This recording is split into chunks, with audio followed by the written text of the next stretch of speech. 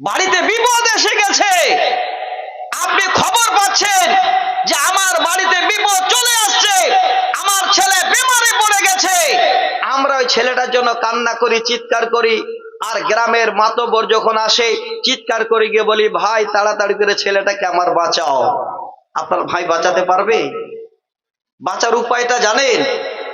নিজে যদি বাঁচতে চান, ছেলেকে যদি বাঁচাতে চান, আমি উপায় বলে দিচ্ছি। মা সহিহ বুখারীর হাদিস, খুব ভালো করে শুনবেন। হযরতে ইব্রাহিম আলাইহিস সালাম, তিনার স্ত্রী সারা আলাইহাস সালাম অপরূপা সুন্দরী, তিনি তিনার দেশ ত্যাগ করে অন্য জায়গায় হিজরত করে যাচ্ছেন। মা আমার, শুধু কালে হাদিসের শব্দটা আপনাদের শোনার জন্য বলছি। আমার মায়েদের, আজকে আমি এটা মনে করেন আপনাদের একটা শিক্ষামূলক কথা বলছি। যদি দেখেন যে আপনার সংসারে অশান্তি, আপনার বাড়ি থেকে অত্যাচার করছে, আপনাদের উপরে কেউ দুশমনি করছে, আপনাদের ছেলে মেয়ের উপরে কেউ হামলা করছে, এই হামলা বন্ধ করার জন্য একটা উপায় আপনাদের বলে দিচ্ছি। আল্লাহর কোরআনে, নবীর হাদিসে সব পাওয়া যাবে। আপনার জীবন ব্যবস্থা কোরআন আর হাদিসে সব আছে।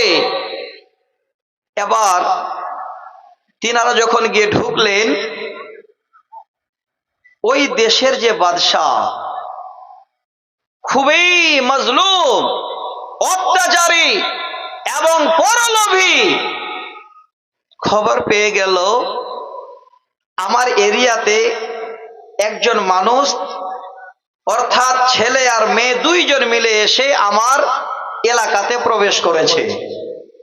ভালো করে শুনবেন, অতগুলো হাদিস বলা যাবে না, কারণ সময়ের ব্যাপার। আর প্রধান বক্তা তো আপনাদের অপেক্ষাই করছেন যে কখন যাব, উনিও আসবেন।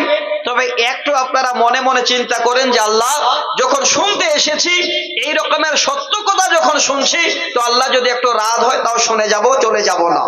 একটু ধৈর্য সহকারে বসেন। আমার মায়েদের শোনাচ্ছি। মা, এই পদ্ধতিটা আজকে বলে দিচ্ছি, শুধু জোহরপুর গ্রামবাসীর মায়েদের নয়, উত্তর এলাকার যত মা আমার এখানে এসেছেন, এই জায়গাটাকে ফলো করবেন, দেখবেন আপনার বাড়িতে জীবনে কোনোদিন এই বড় বিপদ আল্লাহ দেবে না। আপনি বাঁচবেন, বাঁচবেন, বাঁচবেন, অবশ্যই বেঁচে যাবেন। কিভাবে? তিনি যখন ঢুকে গেলেন, ইব্রাহিম আলাইহিস সালাম, বাদশার কাছে খবর গেল। বাদশাহ এবার চট করে বলছে, ওরে আমার লোকজন, আমি খবর পেলাম আমার দেশে দুইজন এসেছে এরিয়াতে, তাড়াতাড়ি করে। উপপ্রধান ভাইজান চালাক, আমরা সবাই মিলে ওনাকে প্রধান বানালাম আর 2000 টাকা দিচ্ছেন। কেন নিলেন? কে নিল এটা? নুরজামাল দেখছে প্রধান আর মেম্বারে ভাগ করেছে, না হলে তো কিছু হতো। সব বড় বড় মিটিং এ আতাউদ্দাকে দেখা যায়, এটা তো সব থেকে বড় কোরআনের মিটিং, নাকি বলেন? এই জায়গাটাতে একটু আনা যাবে না? কই আতাউদ্দা কোথায়? পালিয়ে গেছে। এই চালাক। যাক, একটু ধৈর্য ধরেন। আমার শ্রদ্ধাভাজন উপপ্রধান ভাই আতাউর রহমান সাহেব বলে 2000 টাকা দান করেছেন আপনাদের এই জোহরপুর মাদ্রাসায়। আল্লাহ তুমি তাদেরকে কবুল করো, পড়ুন আল্লাহুম্মা আমিন। আমি আপনাদের কাছে একটু আলোচনা করছি। আমি ভয় পাচ্ছি এলাকার মানুষের কাছে, আমার তরফ থেকে এটা ভয় হয়ে গেছে, সবারই ধারণা হয়ে গেছে মৌলানা সাহেব উঠেছেন মানে কিছুক্ষণ পরে হয়তো আমাদের পকেটে হাত লাগাবে। ভাই, আমি আপনাদের কাছে হাত লাগাতে যাব না, একটা খালি আয়াত আপনাদের শোনাবো। যদি মনে করেন যে মাওলানাকে হাত লাগাতে হবে না, আপনারা নিজেই নিজের হাত থেকে বের করে দেবেন। ওই যে যেদিন আল্লাহর বিচার হবে, সেই দিন আপনার থেকে আর ভাগ্যবান পৃথিবীর বুকে কোনো আল্লাহর বান্দা হতে পারবে না। আপনি হবেন প্রথম ভাগ্যবানটা। আয়াতটা শোনাবো। তবে আমার মায়েদের একটু ধারণাটা দিয়ে দিই। মা, এতক্ষণ ধরে বসে আছেন, আপনারা ভাবছেন যে এতক্ষণ কি আলোচনা করলো, আমাদের আলোচনাই হলো না। মাগো, সব আলোচনা সকলের জন্য, সব আলোচনা পৃথিবীর সব নর নারীর জন্য। এবার আপনাদের এই আলোচনাটা কেন বলছি? যেহেতু আপনাদের মতো একজন মা বড় সমস্যায় পড়েছিলেন, ওই সমস্যা থেকে আল্লাহ কি করে সমাধান করেছিলেন তা তার নিয়মটা খালি বলে দিচ্ছি। বাদশাহ খবর পেল, ইব্রাহিম আলাইহিস সালামকে ডেকে পাঠালেন। বলে তুমি এসেছো? বলে হয়। বলে তোমার সাথে কে? বলে সে আমার বোন।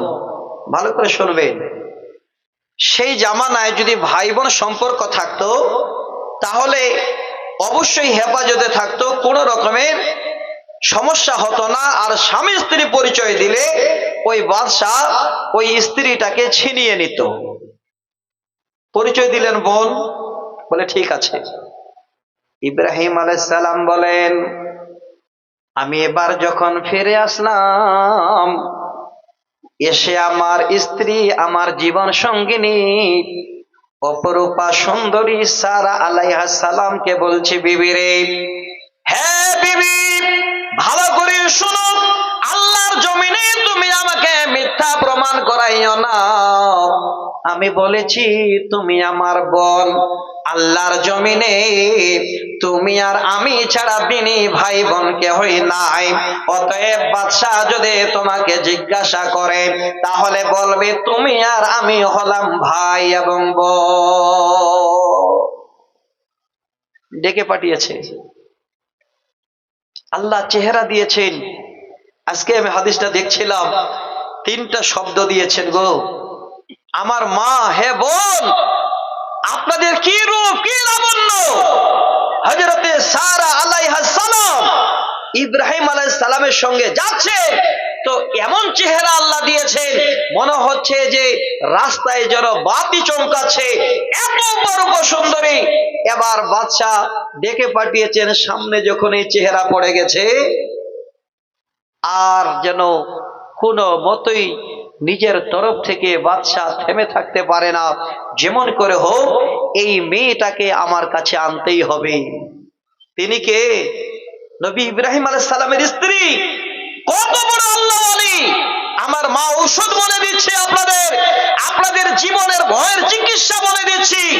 এই হযরতে সারা আলাইহিস সালামের কাছে আপনারা তার চিকিৎসার ব্যবস্থাটা নিয়ে নিন। এবার যখন ডাকলো, সারা আলাইহিস সালাম বলছেন, বাদশাহ নামদার, আমাকে 2 মিনিট সময় দেওয়া হোক। 2 মিনিট সময় দেন, আমি একটু ওযু করে আমার আল্লাহর কাছে আগে 2 রাকাত সালাত আদায় করব। হে মা, আপনাদের আজকে বলে দিচ্ছি, যদি কোনো বিপদ আপনাদের সামনে আসে, আপনি বিপদের সম্মুখীন হয়ে গেছেন, আপনার ছেলে অসুস্থ হয়ে হসপিটালে যাচ্ছে, মা কোথাও মাথা ঠুকবেন না, গড়বড়ি করবেন না, গড়াগড়ি দিবেন না। হে মা, তাড়াতাড়ি করে ওযু করে 2 রাকাত সালাত এবার আদায় করে বলেন, আল্লাহ, এটা আমার বিশ্বাস, তোমার জমিনে আল্লাহ তুমি আমাদের রেখেছ। আল্লাহ, আমার ছেলে অসুস্থ, হসপিটালে গেল, তুমি বড় ডাক্তার, তোমার কাছে সব চিকিৎসার ব্যবস্থা আছে। এইভাবে করে সেই মসলায় বসে বসে যদি আল্লাহর কাছে হাত বাড়িয়ে দেন, আপনার ছেলে হসপিটালে যাবে, দেখবেন আল্লাহ অল্পতে শেফা দিয়ে আবার ছেলেটাকে আপনার ঘরে পৌঁছাই দেবে। পদ্ধতিটা কেমন? 2 রাকাত সালাত আদায় করে একজন মেয়ে মানুষ এবার আল্লাহর কাছে হাত উঠিয়ে বলেন, আল্লাহুম্মা আমানতু বিকা ওয়া বিরাসূলিকা। ওগো আল্লাহ, আমি তোমার উপরে এবং তোমার রাসূলের উপরে ঈমান এনেছি। ওয়া হাসানতু ফরদি, আল্লাহ, আমার লজ্জাস্থান আমার স্বামী ছাড়া জীবনে কোনোদিন কেউ দেখে নাই, কোথাও যেন আমার অঙ্গ পতঙ্গ দেখে নাই। আল্লাহ, আজকে তুমি আমাকে এমন এই জালেম বাদশার কাছ থেকে রক্ষা করো। আল্লাহ, এই কাফের বাদশাকে তুমি আমার উপরে প্রাধান্য দিও না। ওই জায়গায় 2 রাকাত নামাজ পড়ে সালাত আদায় করি ডুকুরে ডুকুরে কাঁদছেন আর বলছেন, আল্লাহ, আমাকে তুমি এই জায়গা থেকে রক্ষা করো। আমি এমন মহিলা নই যে আমার ইজ্জত আমার স্বামী ছাড়া দ্বিতীয় কেউ দেখেছে। আল্লাহ যেন খুশি হয়ে গেলেন, বলেন, বান্দি রে, ওয়া আলা রাব্বিহিম ইয়াতাওয়াক্কালুন। আমার উপরে এতই তোর বিশ্বাস, এতই তোর ভরসা, এই কথা তুই যখন বান্দি বলে দিয়েছিস, আমি আল্লাহ ওই মাজলুম, ওই অত্যাচারী, ওই জুলুম করনেওয়ালা বাদশাকে আমি তোমার উপরে কোনোদিন যেন প্রাধান্য হতে দেব না। পরে আমার মা, সহিহ বুখারীর হাদিস, বাদশা এবার যেন তাড়াহুড়া করে ছুটে আসছে ইব্রাহিম আলাইহিস সালামের বিবির দিকে। আল্লাহ বলেন, বান্দা, তোর যাওয়ার রাস্তা আমার বান্দে আমার কাছে চেয়ে বন্ধ করে দিয়েছে, এক পা যেতে পারবি না। এবার যেতে গেছি, সঙ্গে সঙ্গে পা ঢুকে গেছে, সেখানেই যেন জ্ঞান হারিয়ে পড়ে গেছে। একবার দুইবার নয়, তিনবার মিলে যাবার জন্য চেষ্টা করেছে, তিনবারে পা ঢুকে গিয়ে জ্ঞান হারিয়ে পড়ে গেছে। দেখেন কেমন ইমানের জোশ। হযরতে সারা আলাইহিস সালাম আল্লাহকে আবার প্রার্থনা করছেন সেই মুসাল্লায় বসে, আল্লাহ, আজকের দিনে এই বাদশাহ যদি এই অবস্থায় মারা যায়, তাহলে জীবনে একটা আমারও কলঙ্ক হয়ে যাবে, বলবে এই নারীর কারণে বাদশাহ যেন মারা গেছে। আল্লাহ, এই রকমের কলঙ্কের জন্য কোনো বোঝাও আমার না হয়, এই মুহূর্তে যেন আল্লাহর কাছে আবেদন দিলেন, আল্লাহ যেন আবেদন আবার কবুল করে নিলেন। এবার বাদশাহ নামদার হুঁশ ফিরে পেল, আর যেন ইব্রাহিম আলাইহিস সালামের বিবির দিকে না তাকিয়ে পিছনে তাকিয়ে বলেন, হে সংসদবর্গ, কে তোমরা কোথায় আছো? একটুকু দেরি নয়, এই মহিলাটাকে তোমরা আমার কাছ থেকে হটিয়ে নিয়ে যাও। আর আমার কাছে, আমার আয়াতে যে একজন বান্দে আছেন যার নাম হলো হাজারা, ফাতু হাজারা, তাড়াতাড়ি করে গিয়ে ওই হাজারাকে এবার ওই ইব্রাহিম আলাইহিস সালামের বিবিকে উপহার দিয়ে দাও। কি হলো রে মা? ভালো করে শুনে রাখেন, আল্লাহর উপরে ভরসা থাকার কারণে, দোয়া করার কারণে বাদশাহ যেন কোন রকমের কোন কুমন্ত্র নিয়ে যেতে পারল না। ইতিমধ্যে একজন নারীকে আবার হাদিয়া দিয়ে বলেন, তাড়াতাড়ি করে সেই নারীকে হটাও, সে আমার সামনে একজন নারী নয়, মনে হয় কোন একটা শয়তানের আসর নিয়ে এসেছে। সঙ্গে একটা আরো নারী দিলেন, বাদী, দাসী। তিনি কে? যেমন তেমন নারী নন, তিনি হলেন হাজারা। তিনি কে? হযরত ইব্রাহিম হযরত ইসমাইল আলাইহিস সালামের আম্মি, তিনার আম্মা জান, যার মাধ্যম দিয়ে আজকে সেই জমজম কূপ দেখতে পাচ্ছেন, যে ইসমাইল আলাইহিস সালাম পা দিয়ে ঢুকতে গিয়ে সেখানে পানির ঝর্ণা বয়েছিল, সেই তিনার মাকে এবার বাদশা নিজে উপহার দিলেন। তো মা, হে আমার বোন, আল্লাহর উপরে এত বড় বিশ্বাস রাখেন, যদি বিপদ আসে আল্লাহকে ডাকেন, আল্লাহর কাছে মাথা নত করেন, সালাত আদায় করেন। আল্লাহ বলছেন, বান্দা, আমি তোমাদের সাথে আছি, জীবনের সব বিপদ তোদের দূর করে দেব। কথাগুলো তো অনেক বলার থাকলো, টাইমটাও ধরে থাকা যায় না, ঠান্ডাও কনকনা। একাধ দুটো নতুন কবিতাও যে আমি লিখে নিয়ে এসেছি আপনাদের কাছে, সেই কবিতাগুলো যে তুলে দেব সেটাও আর সাহস পাচ্ছি না। আবার জোহরপুর বানাত মাদ্রাসাও যেন আমাকে পিছন থেকে ইশারা করছেন, কমপক্ষে একটু আমাকেও লক্ষ্য রাখেন, আমাকে একটু দেখভাল করেন। আল্লাহর কসম করে বলছি, যারা এখানে এসেছেন, জোহরপুর বানাত মাদ্রাসা যেদিন উদ্বোধন হয় সেদিন আমাকে ডেকেছিলেন, আমি এসেছিলাম।